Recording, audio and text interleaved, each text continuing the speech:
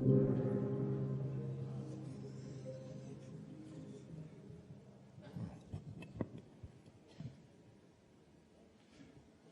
morning, everybody. It's very nice to see you here this morning.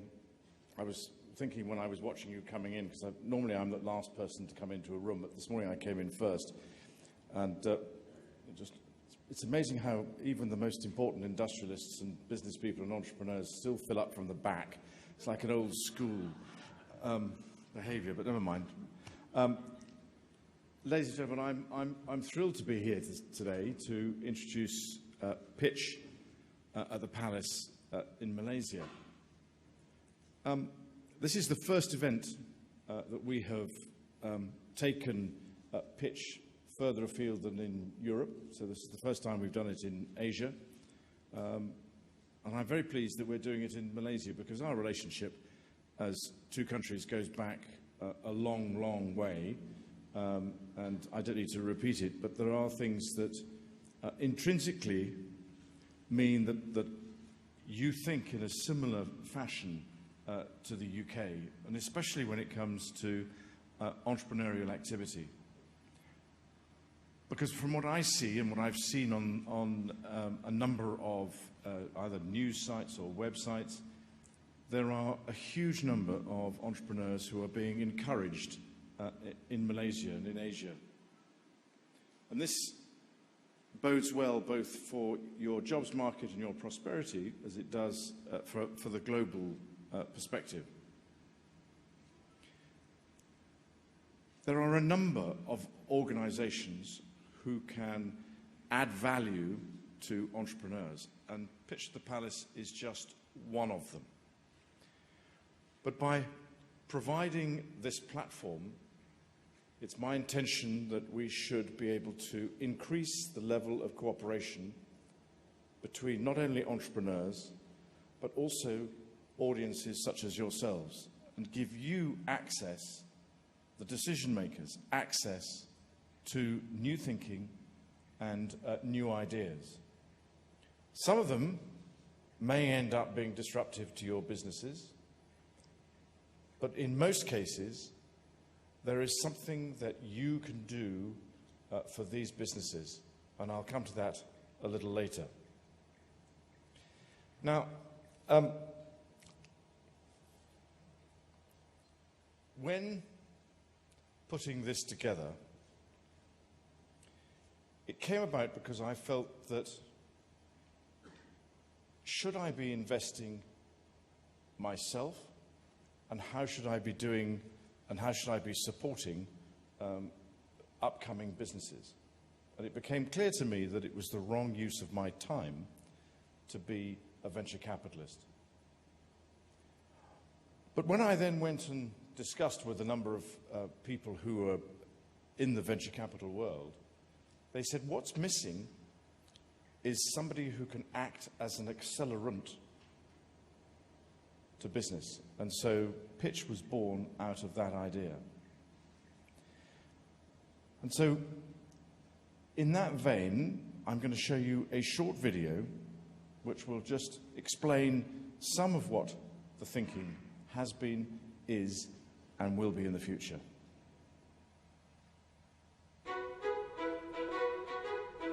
I started Pitch at the Palace because I realized that if we are going to be able to support UK prosperity, it's going to need entrepreneurs, and it's going to need young people who are going to be enterprising. By being an accelerant to business, an accelerant to entrepreneurs, I can make best use of the time that I have available, the networks I have at my behest, experienced business people, venture capitalists, mentors, and also the organisation around the royal family.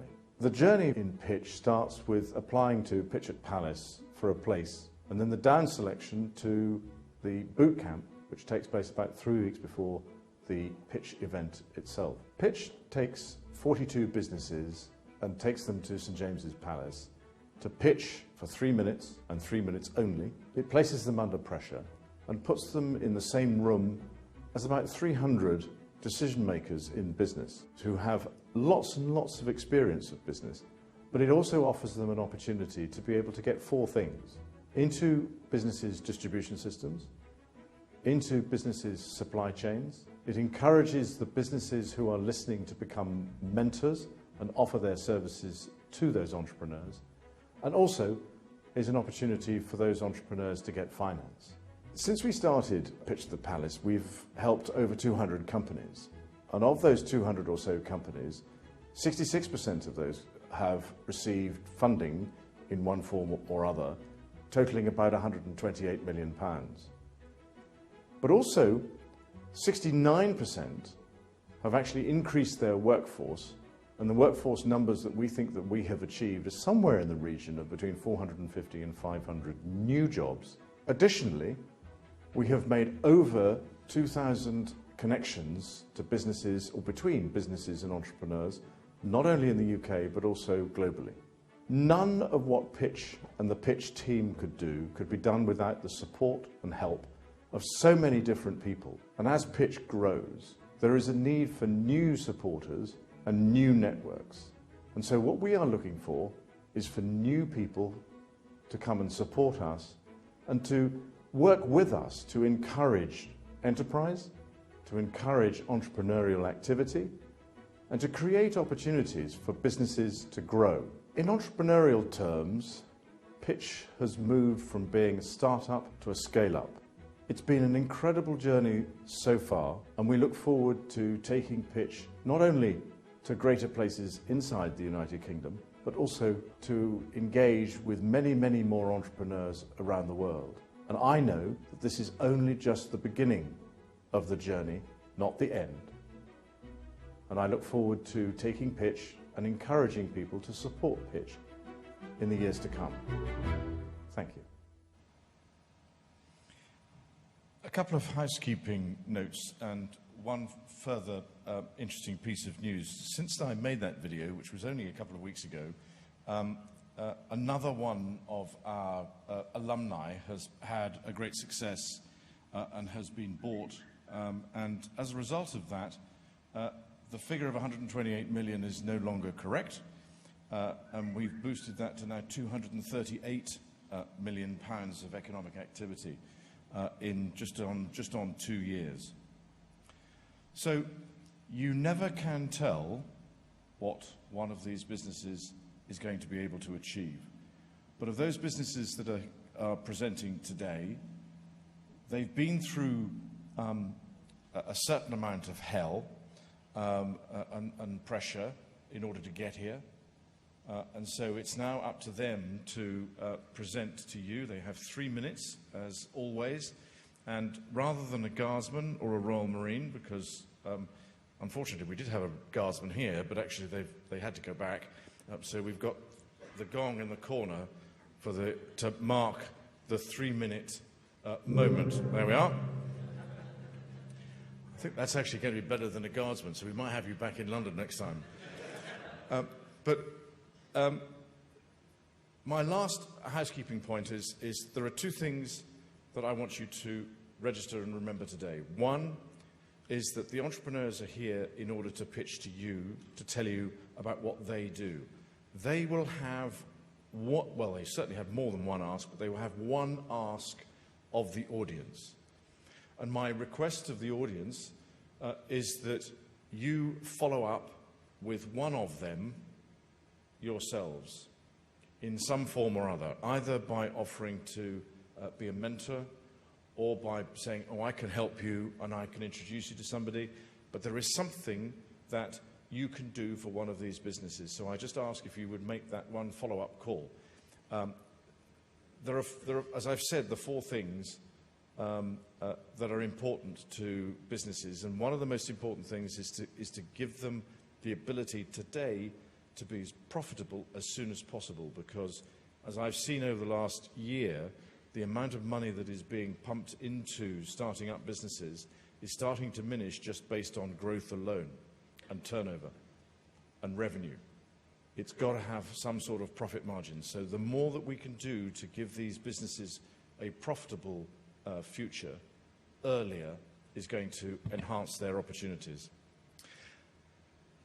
So that's the housekeeping out of the way, I would just like to say thank you very much indeed to our partners, because without the help of people in Malaysia, we would not have been able to have put this event on. And so I would like to say thank you to Tony Fernandez and his team for an absolutely outstanding collaboration, and thank you very much indeed. But also to our friends at Brandwatch and TechCrunch, who are also helping us out today. And of course, we've got local partners here for MDEC and Microsoft.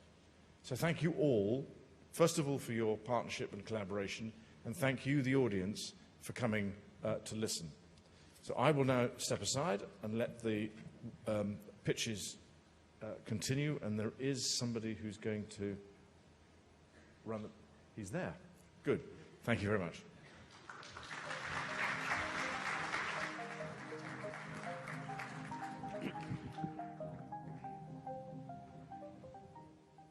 Thank you, Your Highness. Very good morning, ladies and gentlemen. My name is Faisal, your host for this morning. Welcome to Pitch at Palace, Malaysia.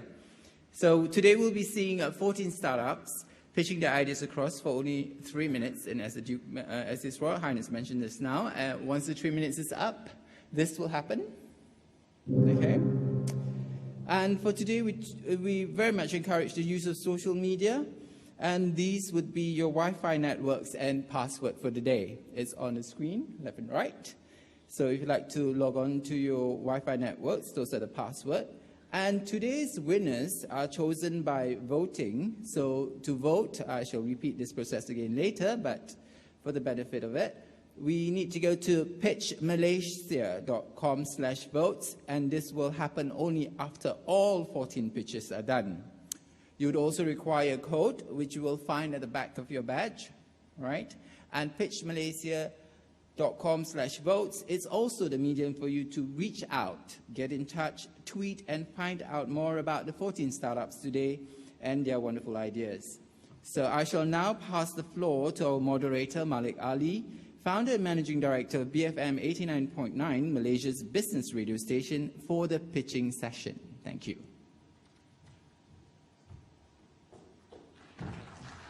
Thanks, Faisal. Let me put for the record today is the first time I've actually seen Tony in a suit. I've never seen him in a suit before. I followed his usual style, and I turned up as the only non-suited person here. Welcome to the Pitch at Palace. Welcome, Your Royal Highness. Just wanted to say, I think those entrepreneurs amongst us today will, some established ones, some older ones, Tony, and some younger ones, the rest of us. I guess we pitch every day of our lives, whether be it a sale, whether be it recruiting employees, that's what we do. But today we have the opportunity of hearing 14 young, promising, young companies that will pitch to you for the privilege of going to London and at the Pitch at Palace. Without further ado, let me introduce the first category. Is a financial technology, the first half of financial technology, and the first company is MoneyBay. Please come up. MoneyBay. The stage is yours.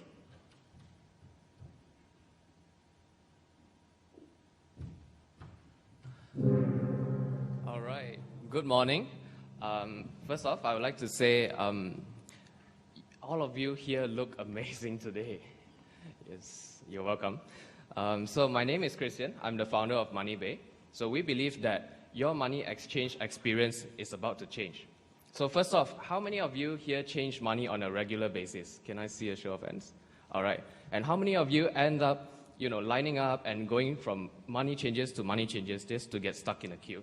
Yes, thank you very much. So that's exactly the problem that we are solving at MoneyBay.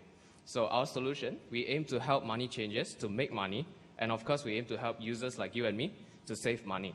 So savings can be in the form of saving time as well. You see, instead of driving across all the way downtown just to get the best exchange rate, what we do at MoneyBay is that we aim to match you and the money changers right around your location. So how does MoneyBay works? Every day we have our money changer partners keying in their exchange rate directly into our system. This will ensure that each and every one of us will have direct access to accurate rates which we'll be transacting with. So why does all these money changer partner with us? It is because that we are opening up new revenue streams for them, and we are bringing their business fully digital. So what's in it for MoneyBay then? We charge 0.1% transaction fees for every transaction that passes through MoneyBay. And last month alone, we've managed to sign up over 40 money changers with over 100 locations in Klang Valley, as well as other states. And if we continue on with this momentum, we'll definitely be able to hit 100 money changers by end of the year. And with this 100 money changers, we'll be able to target over 100,000 user base. And with that 100,000 user base, we'll be able to generate a booking revenue of over 50 million ringgit. Now, as you can see, I'm a pretty small guy, so I have a big team with big people in it. So by able to leveraging on some of our co-founders as well, we'll be able to target the China tourist market, which some of our co-founders have existing business ties with them. So we are actually exploring opportunities in terms of integrating with payment apps like WeChat and Alipay. So that will allow us to give direct access in offering money exchange services to China tourists. So ladies and gentlemen, we have started this for about the past 4 months back, and then with the current traction that we have, we are currently looking for strategic partners to raise our seed round with.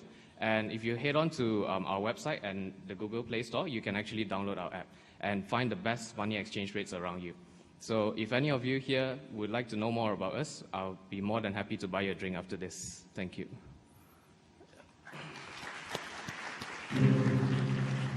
Thank you, Christian. The format is that I will ask one question, and you have 2 minutes to answer, or even less if you think. What is, when you pitch, talking about pitching, pitch at Palace today, we are all pitching to various stakeholders. What is your pitch when you pitch to money changers who have been very brick and mortar, right? Yes. What is the greatest resistance to accepting your pitch? Okay, thank you for the question. First of all, after speaking to over 60 to 80 money changers over the past couple of months, the main resistance that they face is that, a lot of them are traditional businesses, which they struggle to even understand the concept of what fintech is or what technology is. And a lot of our partners that sign up with us, they do not even have a website. So this is where we play a crucial role, not just in terms of introducing new tools for them, but more importantly about educating them and how fintech would not actually disrupt their business, but could actually bring more benefits and value to them. And part of our role is to actually introduce online services like, say, online payments, travel currency cards, and even a booking system, just to ensure that all these money changes would actually be our offline presence to our online business. Yeah, thank you. Thank you, Christian. All right, thank you. Next up in the financial technology category, we have My Cash Online.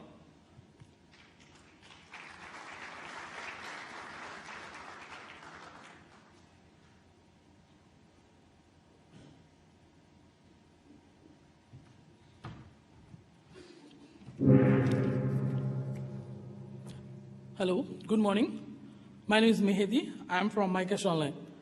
We are a fintech startup. We are changing the way that currently the non-bankable people works. We are actually offering our services to the migrant workers in Malaysia, and we are solving their online banking problems. Currently, there are around 2 million migrant workers in Malaysia, and majority of them do not have a bank account or credit card. So they cannot use any online banking services, or they cannot use any e-commerce services because they cannot pay. So we are actually solving this problem by providing a platform, a marketplace, where they can actually buy their products and pay us using our coupon, MyCash coupon. So they can purchase these MyCash coupons nearby their homes. We are selling it all the small shops, groceries, telecom shops, and also the Kedai Runchis. So they can buy there, and they can actually go to our website, and they purchase their online services and then pay using that. Currently, we are selling mobile top-ups. They can buy local mobile top-ups. They can buy international mobile top-ups from Indonesia, Bangladesh, Nepal, Philippines. They can actually purchase bus tickets. They can purchase, we are soon adding airlines tickets. They can pay the bills, all the electrics and all the bills from there. And soon we are planning to add remittance services for them. So we have started our business in April 2016. For the last 2 months, we actually running this business. We had around 40,000 transactions and over 200,000 in revenues. Currently, we have 180 agents around the Klang Valleys, and we are planning to expand all over the Malaysia in the coming months. And we are also planning to expand in Singapore and the Middle East, especially in Saudi Arabia and Dubai, where a lot of foreign workers as well. So our target is to actually enable all these 2 million migrant workers who are earning around 2 billion ringgit per month to use our platform and use the benefits of e-commerce. And also not only in Malaysia, it's in Singapore and in the Middle East. Thank you very much. That's all. Thank you. Question for you. Yeah. So when you do a mobile top-up, usually there is a small commission, a commission to be paid to the retail outlet. Yeah. But this is hard-earned money by workers here, and you are deducting a little bit out of that hard-earned money in order for them to load up their prepaid, No, actually, we are actually offering them the same price. So we are getting the commission from the telcos, not from the user, actually. Okay, all right. And how do you intend to go on to remittance services? So are you going to move from money from KL to Dhaka? Okay, so we are planning we have already partners in Bangladesh, the banks. So when a user, a migrant worker, you want to actually supposed to send 1,000 ringgit to Dhaka. So what you need to do, you need to go any shops or any petrol station or 7-Eleven. So you need to purchase our coupons so that he can load inside his virtual wallet. So after that, he just want to select all the informations like his wife's email address or wife's phone numbers, bank account number, everything. Then actually he can just press send. So after that, we'll receive that order and we'll forward to our partner banks in Malaysia. So they will actually send back to the Bangladesh. So it will work like that. We have already talked with some of the banks in Malaysia and also in Bangladesh. So we are actually trying to solve this, linking this up, and soon we'll be launching the service for them. Thank you very much. Thank you.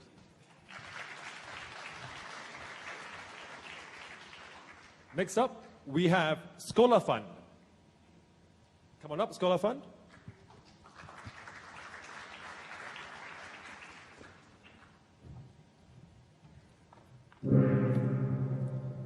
Good morning, everyone. My name is Shakir, and I'm the co-founder of Scholar Fund. We're into the business of financing university education. So 4 years ago, I was accepted into one of the best universities in Asia. But I almost couldn't go to university because of financial constraints. My parents simply couldn't afford to put me to university. But I was very fortunate to receive a full sponsorship by an organization to send me to university. I reflected about this moment, and I realized that there are many others out there who are not as lucky as me.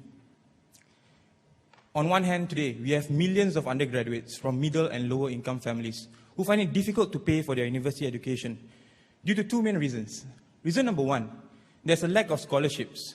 And we all know that not all scholarships go to students who are truly in need. Secondly, there's a lack of access to student loans, especially in developing countries, due to poor credit ratings. On the other hand, we have a host of people and organizations like you guys, with the money, who are willing and able to provide funding for the higher educational pursuits of less privileged undergraduates. However, after working with the sponsors, we realized that they find it difficult to identify the students who are truly in need, and there is no direct and transparent way to do the funding. With that, we acknowledge today that there is a huge gap between these two groups of people that needs to be breached. And that is why we started Scholar Fund. Scholar Fund is a web platform that enables less privileged undergraduates to crowdfund their scholarships from individuals, philanthropists, corporates, and foundations. We started in Malaysia about 1 year ago, and about 50 students have started crowdfunding their scholarships on our platform. More than 300,000 ringgit has been crowdfunded. We want to do more. We want to impact more lives. And that's why we are working on more products to get more funding for students. One of the products that we have just about to launch is called Create Scholarships. We enable SME companies and smaller foundations to create, manage, and disburse scholarships all on one platform. We are also working with our banking partners and also other lending sites to do educational lending at 0% interest for students in need. We Currently, there are the higher education industry in Southeast Asia and India, where we are targeting, is an industry worth a whopping 160 billion US dollars. And that's the industry that we are going at. There are currently 4 of us in the team, a very good balance of business and technical guys who are passionate to go at this problem at this huge market. Today, the ask is simple. We're just raising a small seed round of $50,000 to push ourselves into other Southeast Asian markets like Indonesia and Thailand. I would also like to invite all of you here to join Sekolah Fund in this journey of enabling higher education for the less privileged. Thank you. Thank you, Shakir. A very noble objective. Question is, though, given it's a noble objective, it's very hard to be seen to be sort of making money off scholarships. What is your revenue model? This is something tricky that I think our team has sorted out. We charge a 5% service fee for every single sponsorship made, not to the student, but directly to the sponsors. We tell them that transparency comes at the price. Trust comes at the price. And to ensure this trust to be at the highest level, auditing and processes have to be put in place, and staff need to be put in place. And that's why we need to charge this 5%. And we believe that the 6,000 sponsors on our platform today have taken that in and accepted that this charge is reasonable. Yeah. Thank you, Shakir. Thank you. We'll return to the financial technology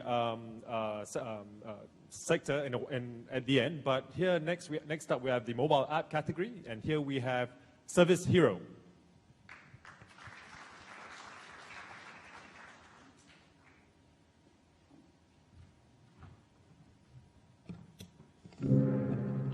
Hi guys, my name is Carl Liu. I'm the co-founder and CEO of Service Hero. Your Royal Highness and esteemed guests from the UK, it's my pleasure to be presenting to you because although Service Hero is born in Malaysia, the idea was conceived amongst myself and my co-founders while we were students at the University of Oxford. Now, Service Hero is Southeast Asia's leading mobile marketplace for local services. You can think of us as the Uber for services. The concept is very, very simple. There are 2 apps. One is a consumer app, one is a professionals app for local service providers. On the consumer side, you make a request and describe your problems about what you need to get done. For example, if you have an air conditioning unit that needs repair, you go onto the app, you describe the problem. Is it blowing hot air? Is it turning on? You put in the location of your request, like an Uber. You take a picture of the request, and then you submit this request into the open marketplace. On the other end are service providers who then, if the job suits them, they will respond with a quote. Importantly, this app provides aggregation and transparency for prices of local services. For local service providers, it provides a new way to access digital consumers where they had no access before.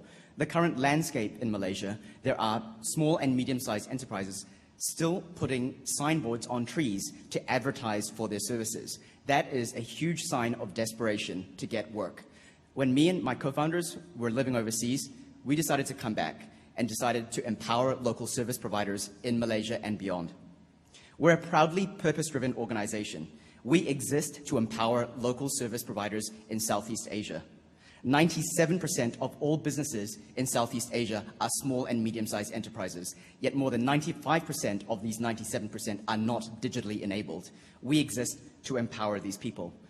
To have a look at our stats, we launched this company 13 months ago from a coffee shop in the middle of Kuala Lumpur. Today, more than 2,000 quotations are facilitated on the platform each day. We have more than 4,000 small businesses that have signed on to Service Hero. We have created, by our counts, at least 500 new jobs in the economy in Malaysia, Singapore, and Thailand, where we have offices. Each month, we generate $2.5 million US per month in economic activity, and we're growing at a rate of 30% month over month. So at this stage, we are not looking for any funding, but what we are looking for are evangelists and people who believe in our mission to empower a nation and a region using digital technology. We are looking for evangelists, and we're looking for partners that want to join us on our purpose-driven mission to help the Southeast Asian economy. So that's it. That is Service Hero. And if you are a purpose-driven investor or a partner, we would love to talk to you.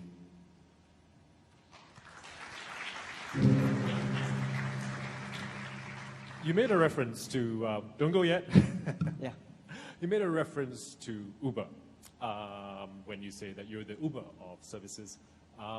But Uber is generally maybe one, maybe three, maybe four product company at the moment, right? Whereas Service Hero could encompass, theoretically, infinite amount types of services.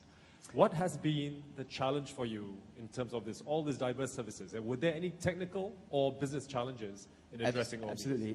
There are a lot of challenges. So our business actually operates on about 57 business categories now. So we have 57 categories as opposed to one thing, which is transport for Uber.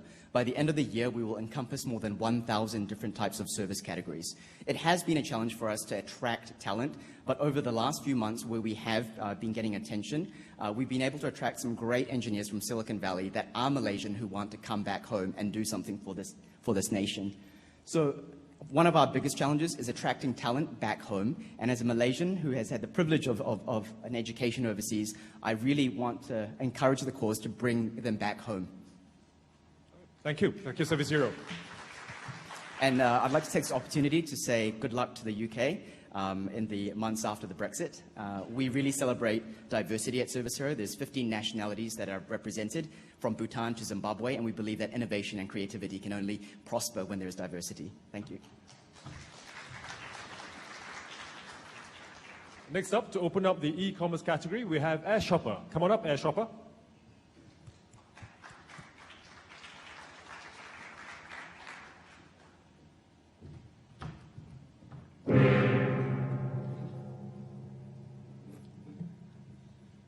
Good morning, ladies and gentlemen.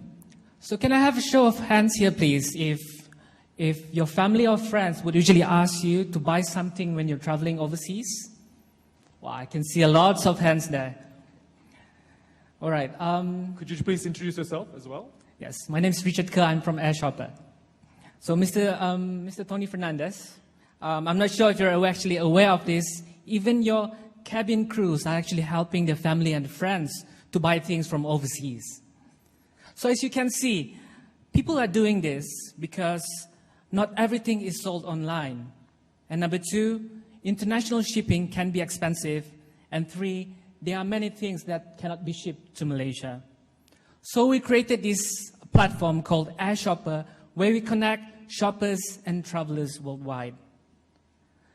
Alice wants to buy a pair of shoes in London. However, the shop doesn't have an online store. Using Air Shopper, we're able to connect Alice to John in London, who's traveling to Malaysia this weekend. Alice simply needs to give a reasonable amount of tips to John, and he'll help her to get the shoes that she wants and bring it back to Malaysia. Our platform will secure the payment until her shoes are safely delivered to her. So that means there's no international shipping involved. Alice can get her shoes fairly fast. There's no inventory to keep on our side. And best of all, travelers are able to earn money while traveling. So e-commerce is a big industry in Malaysia. Currently, there are about 7 million online shoppers. So we are targeting those who are into fashion and those who collect rare items, expats, and people who want to buy things from overseas like snacks or food. And the business model is we take 6% commission from each transaction. Currently, we are building the prototype and expected to launch it next month. We already have more than 150 sign-ups since we launched our website last month, and we're currently building strategic partnership with local logistic companies. My name is Richard Kerr. I'm from Air Shopper, the co-founder. Together with my team members, Clyde and Andy, we're going to make it possible for anyone to shop anything from anywhere. Perhaps from a small gift shop in Kathmandu in Nepal, or probably a small shop somewhere in small towns in Siberia, or probably even a limited edition designer handbag from Paris. We hope from today's event, we can get access to your travelers database. Thank you. Thank you, Richard. What is in it? You said the traveler makes some money. Correct. Is that how much money? You got your 6%? So for example, So for example, Alice wants to buy a pair of shoes, right? Says it costs $50, and she's not able to buy it online. So she's going to put a price probably like I'm willing to pay $80 for the shoes. So technically, John will be able to get around $30 commission from that transaction. Okay, thank you, Richard. That's the business model. Thank you. Thank you very much. Next up in the e-commerce category, we have Christy Ng Shoes, introducing Christy Ng herself. Welcome, Christy.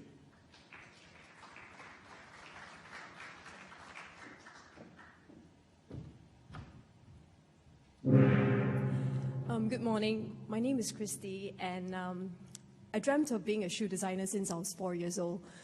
I started this business in the living room of my mother's house 4 years ago. Since then, we've shipped our products to customers in 40 different countries across the world. We sold over 40,000 pairs of shoes, and we have over 400,000 following on social media. And in terms of traction, we did over 4 million ringgit worth of revenue the past 12 months. So today, I'm here to tell you how we're going to change the way women shop for shoes all across the world. The story begins 10,000 miles from here in North Carolina, USA. Meet Jennifer Callahan, a 30-year-old tech-savvy, beautiful bride in search of the perfect pair of shoes. So Jennifer is searching for 9 pairs of shoes, 1 for herself and for her 8 bridesmaids. Her requirements: she wants a very specific design, customized in different colors and in different heel heights. But why? Why would Jennifer want the same design made in different heel heights? This is because her best friend is 6 feet tall and her other best friend is 5 feet tall. And Jennifer just wants all her bridesmaids to look similar in height and stature in all her wedding photographs. So this scenario illustrates the complexity and the sophistication of today's modern day consumer. So this triggered the search for the perfect pair of shoes. So Jennifer could not find a shoe brand, not even in the great industrious city of North Carolina, who could cater to her specific demands. Why? It's because all the big players, all the big names, only cater to consumers who want to buy ready-made shoes. You can only rack off what is readily available on the shelf. They just do not cater to specific requests. So what else are all these big players not doing? They certainly do not cater to consumers who have odd-sized feet, consumers who have really big feet, really small feet, and of course, you can't walk into any of these stores with specific set of requirements. So herein lies the paradox of unmet demands in this $100 billion industry. So the key and the solution to unlocking this huge lucrative potential is via our 3D shoe design platform. With over 1 million possible design combinations, customers just like Jennifer from all over the world can design their dream shoes in different heel heights, different materials, different fabrics, different colors, different adornments, and the list goes on. And all this, all this enables a small, tiny company like us to take on the Goliaths of the world because we don't have to keep much inventory holding. And this is precisely why Jennifer chose Christy Ng Shoes. Thank you. Thank you, Christy. Now you've grown. You said you hit 4 million ringgit in revenues and that number of customers.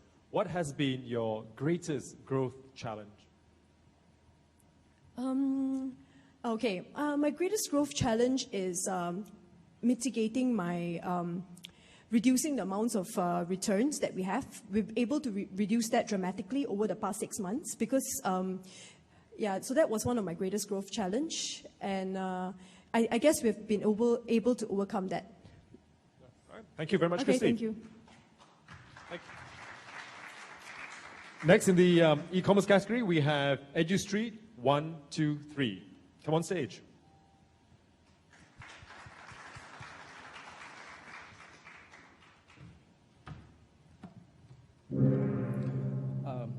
Very good morning, ladies and gentlemen. My name is Isaac. I'm the founder of EduStreet 123. So before I take you this further, can I know any one of you are here being kiasu before? Yeah, okay, I know everybody is kiasu, including myself today. And okay, actually, the reason I'm asking you this question is because, in fact, many of us, especially our parents, they will do whatever they can for their kids in hoping that someday they can turn them to become a great lawyer or doctor in the future. But, I mean, in this competitive society, everybody is looking for something fast and reliable, especially in the education. Say, for example, if let's say you want to get a plumber, you can go and find my friend, Service Hero. He can help you out. But for EduStreet 123, we focus in helping the parents to reduce their time in getting the right tutor ASAP, because that is our specialty. And, okay, these are some of the problems that we usually hear. Most of the parents, they like to hear the advice from their friends and relatives. But I tell you what, this is not the best solution, because first, you will have a very limited option to choose from. And this is what happened to me 10 years ago when my mom sent me to tuition. And second, it's very time-consuming. And that's where we come in to help them. So who are we? We are an online marketplace that connects students and tutors. And we are here to help the parents and students to reduce the hassle of searching in the classified website by simply using the review system and choose the best and reliable tutor from there. Today, we started this off really, really small, and probably we spent about like a few thousand pounds. Sorry, not pound, it's ringgit. So, and averagely we generate about like 10 inquiries via Facebook per week. Let's assume that today I take 1% out of the 5 million total market share of students out there, and each of them spend 300 ringgit every month, and we take 20% cut from there. Do you think this is going to be a big market for us? I guess so. Today, some of our competitive advantage here is we can help them to get a tutor in less than 2 hours before the class starts. And we also strive to provide an affordable learning channel for the student, as well as without compromising the quality. Ladies and gentlemen, we truly understand the pain of the parents and students, especially getting the wrong one. My team and I, we pitched this in many occasions. And last week, we just secured a grant from a local university. So if any one of you in this room having a friends that really passionate about teaching but don't know where to teach, please let them know, and let's be part of our dream. Thank you very much. Thank you, Isaac.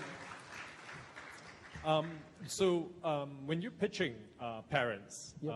and most of them are probably they're not millennials yet. They're past millennials. They are probably Gen Xers and all that. When you pitch them, what's the biggest objection to EduStreet 123? Is there any objections you have to overcome? Okay, I think the biggest obstacle is we need to convince them, because some of the parents, they are quite traditional, including my mom. I think some of the parents, they're really, really conventional. They like to hear from their friends and relatives, basically, and maybe because they don't know about the technology there, but their children actually is more expert than them. So actually, that is the biggest, we want to solve. Okay. So the biggest thing is the traditional, maybe a traditional mindset of parents. Yes. Okay. Thank you very much, Isaac. Thank you. Next up, in the e-commerce category is Zepto Express.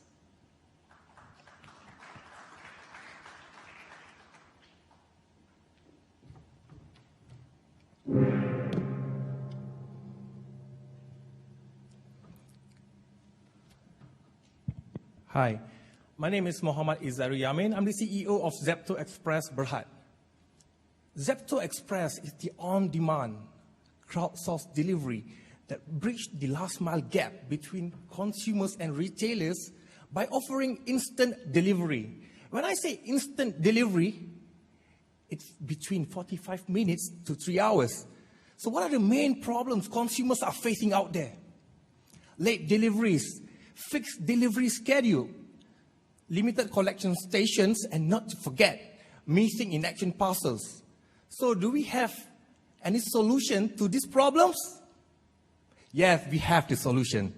Through our Zepto partner, we give you Zepto Bike for small and light parcels.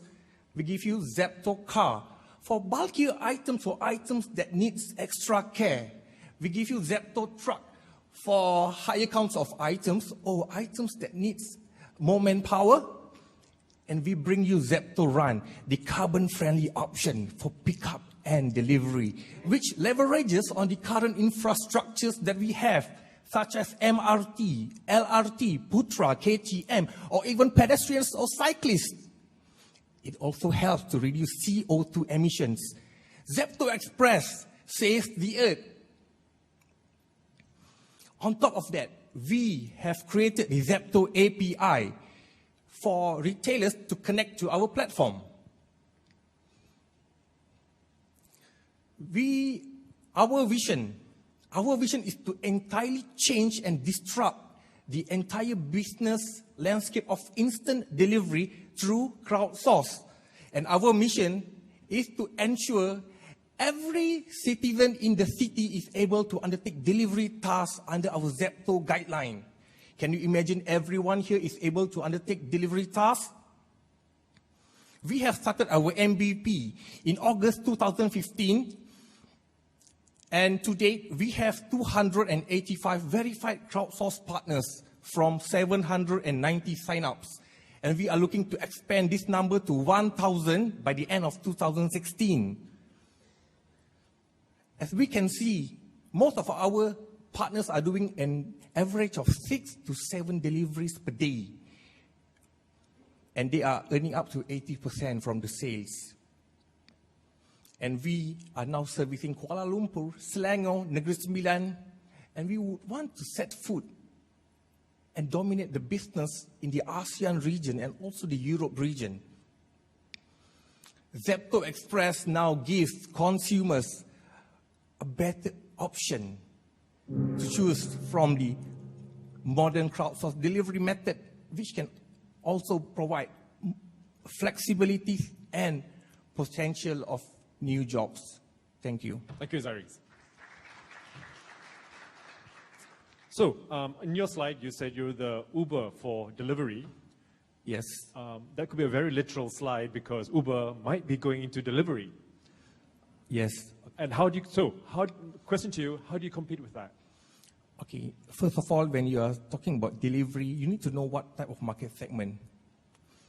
Delivery is very big. Okay, in Malaysia, the market share is 2.44 billion ringgit Malaysia. And do you know how much percentage of that Post Malaysia is holding? Anyone? They are holding only 12%. That shows how big the market is. Skynet, last year, they have generated revenue of 160 million last year. And they are only holding 2% of the market share.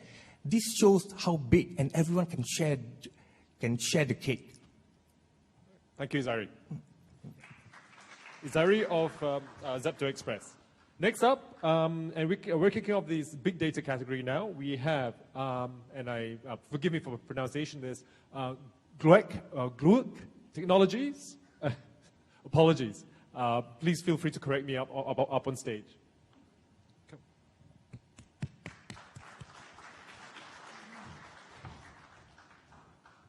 Good morning. Albert Alexander from Gluck Technologies. How do you say that again? Gluck Technologies. Gluck Technologies. Okay. Gluck is basically a German word for happiness. Okay, sorry. And we are into emotion analytics.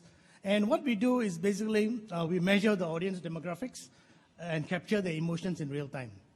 So what the application behind it is basically to help the out-of-home industry to solve their pain. They have a $36 billion pain where they don't have an effective means to measure who exactly is in front of their screens and how is their emotional response to the screen. And we are a group of technologists and research scientists. What we do is that we put together a solution using our own hardware and our own software, which is we file patent in some other major countries as well. And what the technology does is that we mount it on cameras. We use cameras and mount it on digital signboards where you'll be able to see exactly who is in front of the screen, whether they are male, whether they are female, what is their age group, and at the same time also to measure their emotional response from that particular ad in real time, whether they're happy, whether they are sad, whether they're angry or disgusted by it. So as far as it's concerned, it provides a very effective tool to the out-of-home industry.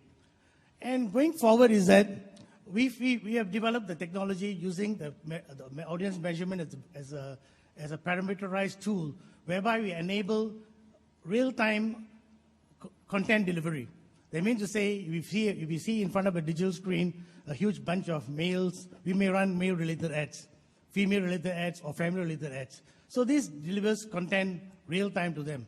So whatever information that we pick, and we scan the people, but we do not capture the images. So we don't really invade on their privacy. So there's no necessity for you to go back and put a tape on your iPad, on your camera, or your mic. Okay? So, and whatever data that we pick up, we push it to the cloud. And then we give the dashboard, or we give a REST API for the client to go into the analytics. We see a lot of multiple applications for this. One is basically in healthcare, in animations, in security, and we are getting some traction on it. We just rolled out the product, and currently in the commercialization stage, we got clients in Singapore and clients in Bangkok, and we just started, and we are planning to go big. And our approach is very much B2B, and B2B is that we approach major advertisers, media owners, and currently we also take part in exhibitions. We came out of FFA about 2 weeks ago, and we exposed our technology to the global world. So we have the team, we have started getting traction, and we have the technology behind it. So with that, thank you for listening. Thank you. What do you think, what do you think is the most, when you think about this, what is the most promising application? You mentioned healthcare, you mentioned advertising, but in your mind, if we were to push it, if you had no limitations, what would be the most promising application of this technology? At this point of time, we have gone into the digital signage market. We see there's a $36 billion industry, and we provide a painkiller for the pain they're experiencing today. But we are looking, as to because we use the same core engine, and the same core engine, we can use it for various verticals, and we're looking for collaborators or partners to work with us to commercialize some of the other verticals that we're working on. Right. Thank you very much. Thank you. That's Gluck Technologies. Next we have Nosiris. Come on stage, Nosiris.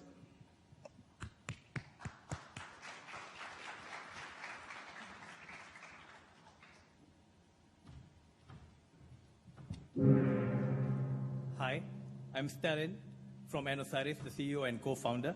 We are a B2B company providing managed IoT services for the market. So what is IoT? IoT is basically the concept of any device being able to capture data and send it across. Now, why do we need IoT? For business. Businesses can benefit from IoT because IoT gives businesses more awareness on its own business, right? So when you have more awareness on your business, you are able to make smarter choices. Why does IoT need Osiris? At Osiris, we understand that the IoT is so fragmented. We have the sensors that capture the data, we've got the connectivity medium that transmits the data, and we have the business intelligence that makes sense of the data, right? So for an example, we have a customer out of Manila. They've deployed 2,000 gas tanks around Manila. They were not able to monitor the gas tank consumptions. And because of that, they were not able to make proactive planning on the replenishment of their stocks. Osiris went in, we studied the architecture, we got them connected to our next platform. The next platform is a single entity that incorporates the sensors, the connectivity, and the business intelligence for IoT expansion, right? So for this client now, we've deployed sensors and SIM cards to their entire gas tank. With that, they're able to monitor the gas consumption in real time from their control center. With that, they are able to proactively monitor the gas and plan for the replenishment of their stock. So with having said that, they are now able to achieve a 30% cost reduction, which is equal to $2 million USD per annum. So guys, imagine, if we can do that to one organization in Manila, what Enosaris can do to the rest of Southeast Asia, which we are planning to expand. The IoT is a $19 trillion business, as predicted by Cisco, and Asia Pacific has 35% market share in it. At Enosaris, we want to capitalize that market, if not monopolize it, right? And more about us, we are already in 3 countries, Indonesia, Malaysia, and Philippines. We focus on 3 verticals, utility, retail, and finance. We are serving 70-odd customers across 3 countries. We have achieved a year-over-year 100% growth for the last 3 years. And we are aiming at a 20 million turnover this year. So, in a nutshell, Enosaris enables companies to embrace IoT as a strategy for their business enhancement, while we take care of the complexity, technicality, and investment needed on a managed services fashion. With having said that, embrace the connected world with Enosaris. Thank you. Thank you, Stalin. A question, why did you choose the verticals of utilities, retail, and finance? Why those as opposed to others? All right. Utility, retail, and finance. We'll go by the first one, utility. Utility is where most legacy protocols are used. And because they're using legacy protocols, they're not able to use new technologies, all right? So with the IoT, all right, the Internet of Things, they're able to move into newer platforms, and we enable legacy protocol conversion into the IP network using the cellular provider as a connectivity medium. So retail, because retail has so many outlets all over, and because retail business is a mass business, right? You have retail outlets everywhere, and for retail outlets to connect and to use the analytics portion, retail uses the most of IoT as well. Thank you, Stalin. Thank you. That was Enosaris Technology Solutions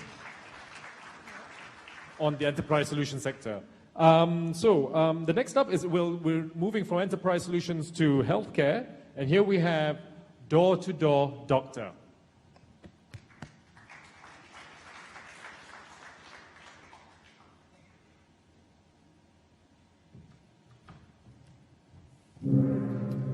Hi, my name is Dr. Pratapan Raju, and I'm the founder of Door-to-Door Doctor. We are an outpatient healthcare company that brings healthcare to your doorstep. I'm thoroughly aware of the problems in the healthcare industry. Having worked in the private and public sector and also owning a clinic myself, the current infrastructure is overwhelmed. It's highly inefficient, and most people find going to hospital or clinic a very scary experience. This is how I felt going to work every day. Imagine our patients. It all started on a personal note. It all started on a personal note when I had to diagnose one of my parents with an aggressive form of liver cancer. And we immediately saw the enormous benefits of giving him the dignity of being treated at home. After an initial pilot program that targeted our family and friends, 18 months later, we have thoroughly validated the demand for our services. As you can see, we have an extensive range of services. And let me explain through one of our patients, Madam Tan. Her daughter found us on our website and booked for a house call doctor, who then, after the initial consultation, prescribed her a Medicare plan called the stroke package. The physiotherapists have allowed her to get back on her feet. There are caregivers that go in daily to help her with the daily living needs. She receives transport once a month with a chaperone and even gets her medications delivered to her. We have seen her health improve tremendously. Today, ladies and gentlemen, with the wonders of internet and digital marketing, we first started in Petaling Jaya, then moved on to Kuala Lumpur, Selangor, Penang. We have even managed medical logistics for patients from countries like Singapore, Indonesia, and even as far as China. Door-to-Door Doctor, with the extensive range of services, has applied a consumer-centric pricing model, which allows us to make 5 to 10% profit margins on our extensive revenue streams. This has allowed Door-to-Door Doctor to be a revenue-generating business since January 2015, which is in the black. Ladies and gentlemen, today we are raising our Series A round of up to $5 million US, and we are looking for investors or even strategic partners who are keen to be part of our mission to revolutionize healthcare, affect the lives of more than 1 million people across the world, and become a leading outpatient healthcare provider globally. Ladies and gentlemen, Door-to-Door Doctor, healthcare at your doorstep. Thank you very much. Thank you. You mentioned that it's already revenue generating and in the black. What is your business model? How do you make your revenue? So, as I mentioned earlier, we make about 5 to 20% margins on the various revenue streams. I suppose it would be easier to make an analogy to how the hospital charges you, except they were a lot cheaper. So each revenue stream has a different profit margin, and that's how we have been keeping afloat thus far. And one supplementary one, do you consider the patients or the doctors as your main customer? Actually, we have to consider both, because it's our duty to actually serve the patient and at the same time match the right healthcare professional to the healthcare need. So we are actually growing the ecosystem of healthcare professionals as well. And that is what will allow us to scale. Currently, we manage more than 160 healthcare professionals with our core team across the country and aim to further grow our team size and be able to cater for more patients in future. Thank you. That was Door-to-Door Doctor. Next, in the education category, we have Alpha and Friends.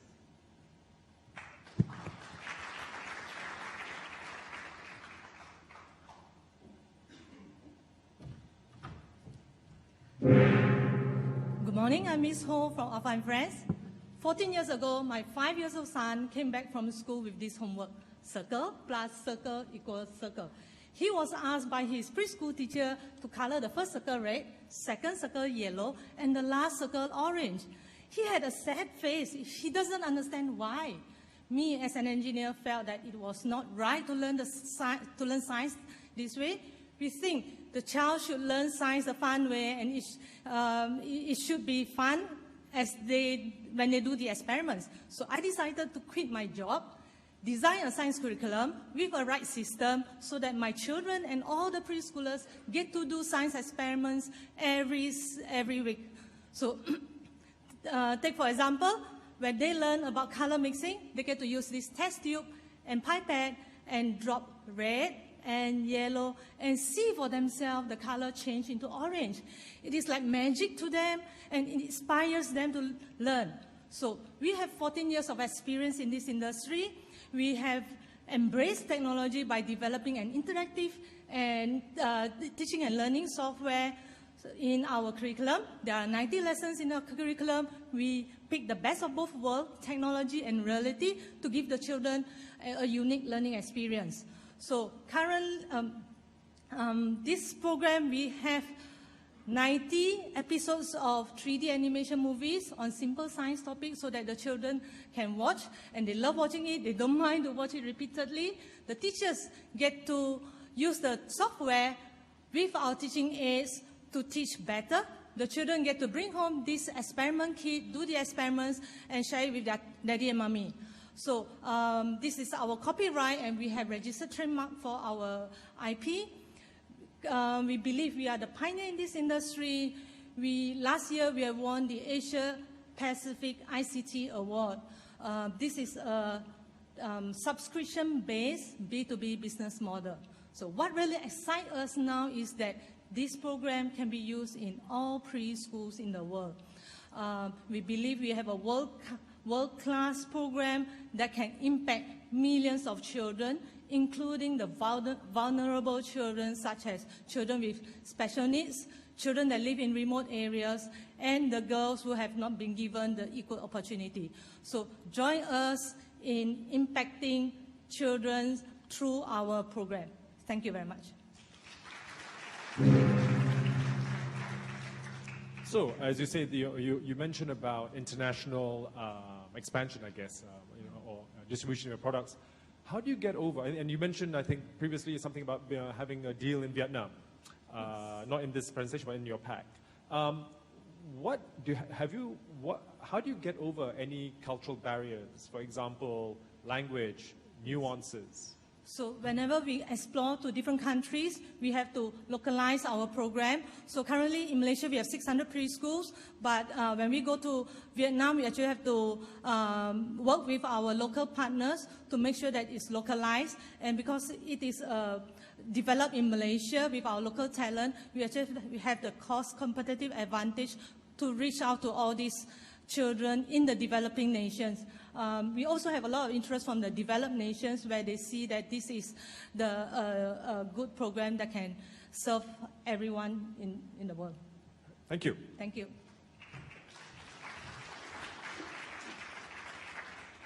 Next, we have in the consumer sector, we have Touristly.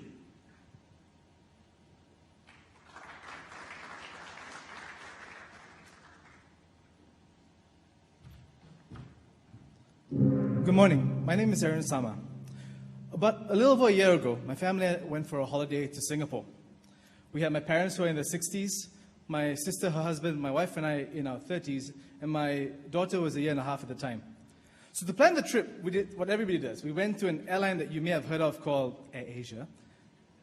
And then we went to a hotel booking platform, which is not important at the moment. And then we went around the business of planning the actual holiday itself. And what we discovered was that in planning a trip before actually traveling, it's actually very difficult. You had to go to multiple e-commerce sites, which didn't allow you to plan an itinerary or plan a plan. Or you could go to a planning site that didn't allow you to actually book anything. And we thought, this is kind of crazy. How can there's no platform for you to plan and book everything in one place? So we did a bit of research and we discovered that people spend 40% of their travel budget on the actual on-ground activities itself.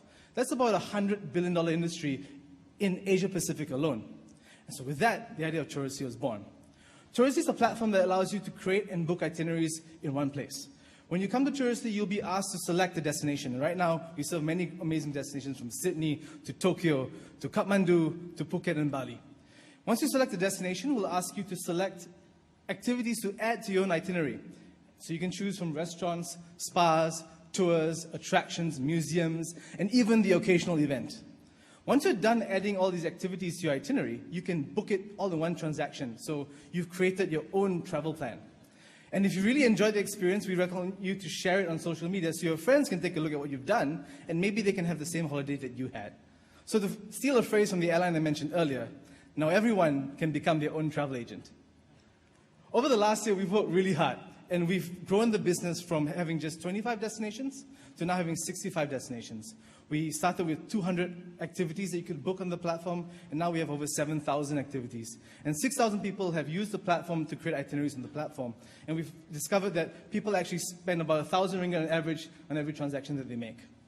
Right now, we're looking to grow the business further by growing vertically, by having more high-quality deals, by working directly with local merchants. We're also looking to grow horizontally by partnering with airlines, hotels, travel agencies, and other online travel platforms. As we grow, we also want to increase and improve the experience of customers on the platform by adding more interactive tools such as video and reviews and having it being more interactive for group travel. We'd like to invite you on this journey to join us as we make travel more social and more fun to plan with groups and families so that people like my daughter can have wonderful holidays as well. In a world that seems to be moving further apart, we hope that you can join us as we make Touristly a platform that helps bring people together by making traveling more interesting. Thank you very much. Looks like you're going a little deeper into knowledge of each of your destinations. How do you scale something like that? Because there's a lot of research and even sometimes local knowledge that is required. How do you scale that? That's a great question, actually. And it's part of the reason why we've actually worked really hard to get content partners, and the partners we have allow us to scale pretty far. In fact, we can go beyond Asia Pacific right now. But we've taken the strategy that it's very important that we do two things, because in a marketplace you need to both have the supply and the demand. So while we have some supply, we also ensure that we have the demand side of things taken care of. And now with the partnerships we're working on with airlines, with hotels and people like this, we are increasing the demand to each of the destinations. And this informs us as we build our content base, because we understand now what people are traveling for and what they like to do. We operate a curated marketplace. So while we say we have over 7,000 deals on the platform, our content base is way higher. And our team actually does a lot of research by looking at reviews from TripAdvisor and other review platforms to see which deals and activities actually work the best for the traveler as they travel to those destinations. Thank you. That was Thank you very much. That was Touristly. Now we return back to the financial technology sector with Loan Street.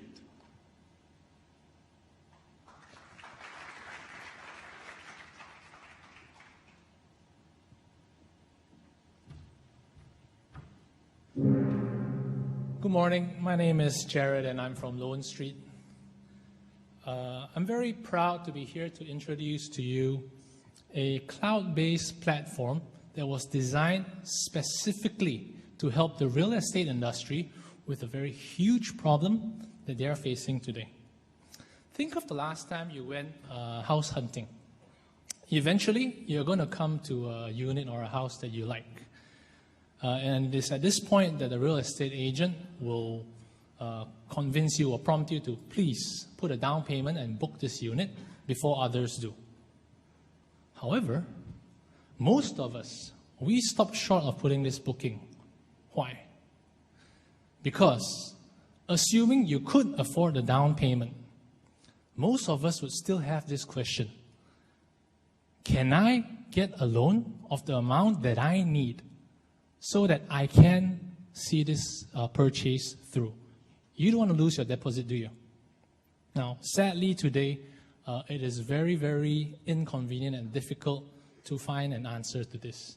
And to find that, to know this answer, you have no choice but to engage with 5 to 6 different banks on your own. And this process takes 1 to 2 weeks. Not because you've already purchased, not because you are applying for a loan, but simply because you want to make a decision. Should I purchase? You want to make an informed decision. Now, enter Loan Street. In the future, with the use of a simple tool, now this tool can take many forms. It could take the form of a mobile application. It could take the form of a cloud-based, browser-based service. But with this simple tool, sales agents, real estate developers, real estate agents will be able to help you understand in 10 minutes how much of a loan you can get from every bank or every lender in the country. And with this information, you can then make an informed decision on whether to proceed with the purchase. And this is where it gets interesting. Assuming you decide to proceed, on this same platform, you can then initiate on the spot the loan application process. And within 7 days, you can expect your loan to be approved.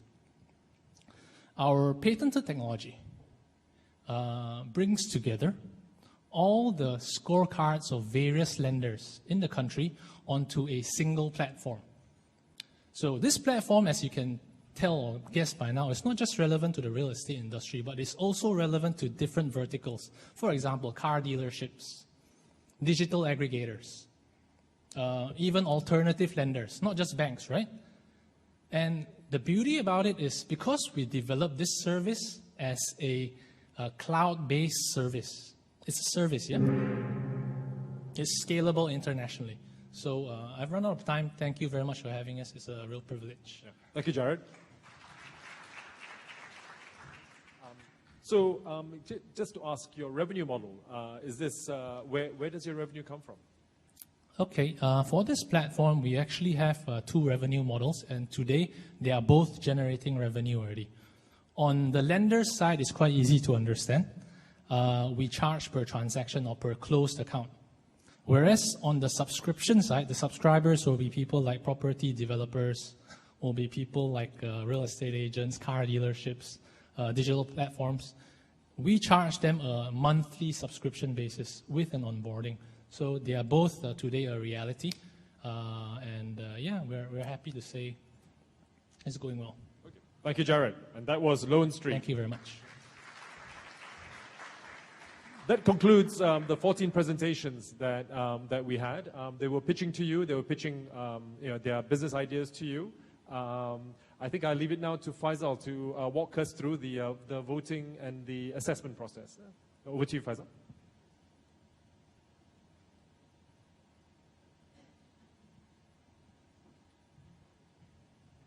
Thank you very much, Malik, and good luck to the 14 entrepreneurs and startups who just made their presentation. The voting will begin shortly. Now, as I mentioned earlier, we need to go to pitchmalaysia.com/votes. You can see up on the screens, they're already up. Now, you would require a code to vote, which you will find at the back of your badge. So if you flip your badge around, there's a code there. And please cast your votes now. Thank you.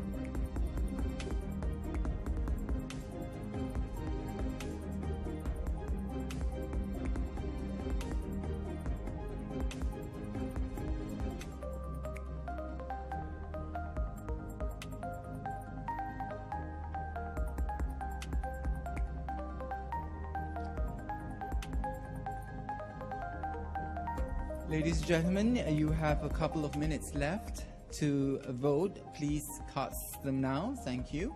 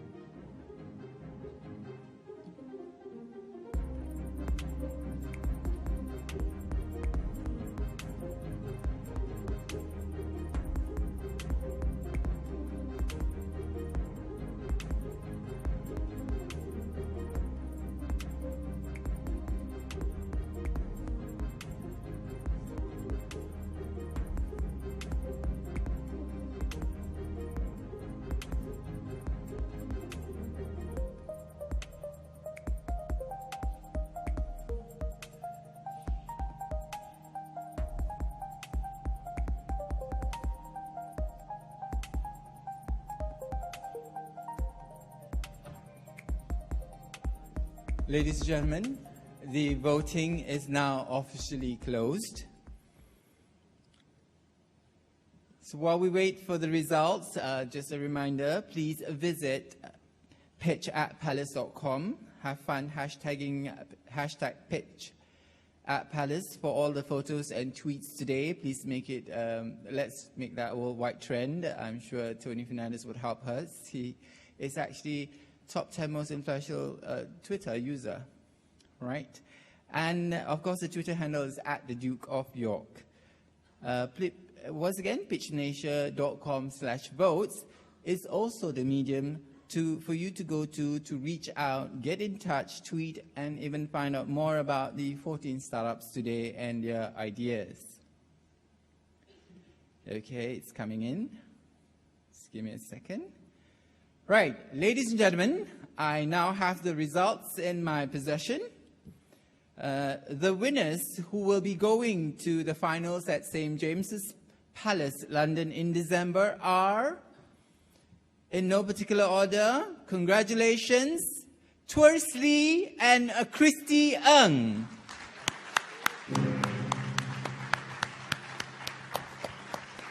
Could we have Twersley and Christy Ng up on stage, please?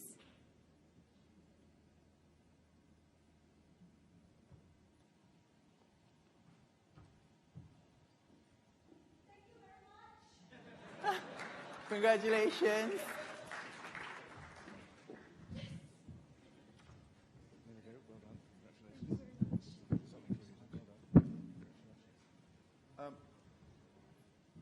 Ladies and gentlemen, there you have it. A thoroughly interesting and inspiring 14 pitches. As I said at the beginning, this is about the entrepreneurs. This is about you and them interacting. The opportunity now is for you to now go and either introduce yourselves electronically or in person as we begin a small amount of networking, at least in the first instance. The other aspect of this, of course, as is the nature with pitching events and the way that we structure them, somebody has to come out on top. But that doesn't necessarily mean that the audience here has actually picked the right winner at the end of the day, because everybody who has pitched today, to my mind, is a winner by being at this event.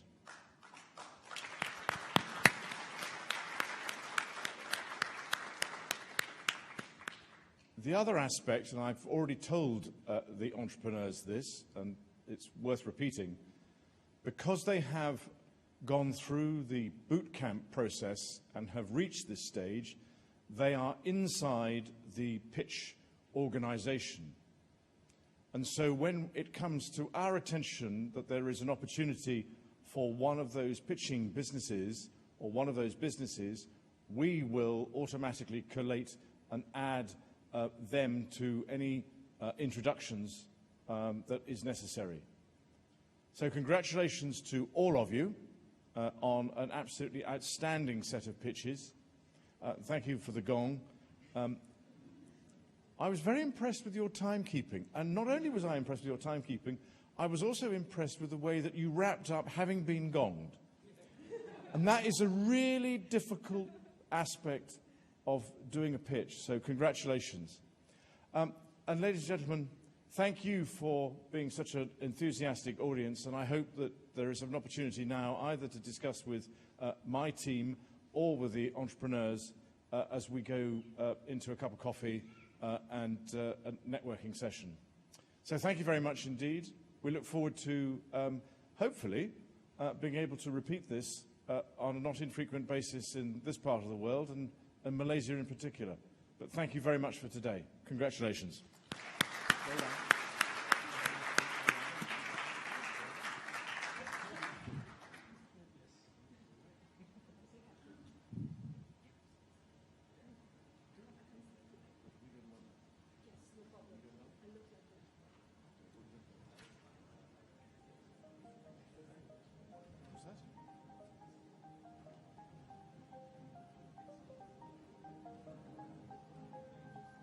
Oh, yes. That's just blatant, but never mind.